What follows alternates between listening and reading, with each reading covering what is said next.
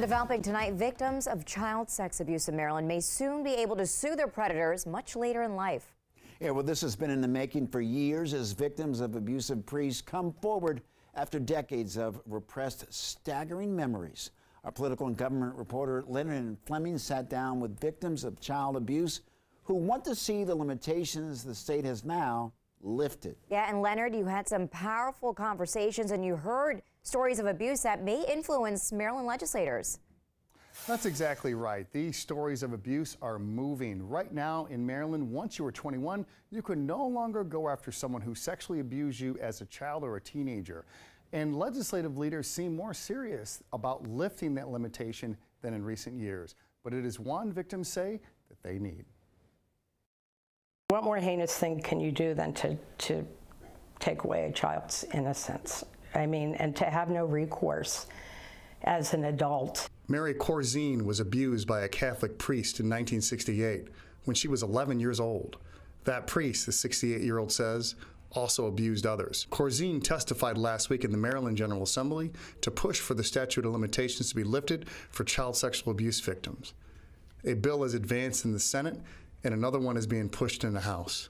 Victims can only sue until the age of 21. These things start hitting you when you have your own child, when your child is the age that you were when you were abused. The pain of abuse, she says, can make it difficult to come forward right away. This is David Chappelle, who in his 40s remembered his abuse at the hands of a Catholic priest. I was sexually abused at the age of 9.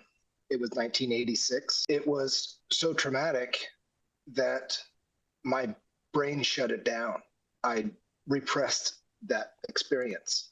The memories came back 4 years ago when he was 42. The statute of limitations is a legal term that puts confinement on something that doesn't logically or scientifically make sense. The struggle for the married father of 5 is real. Can you imagine being in the middle of a pandemic and then get locked down in your house and then have a mental breakdown?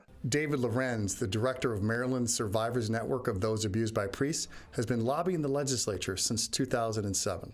Almost no one comes forward at 21.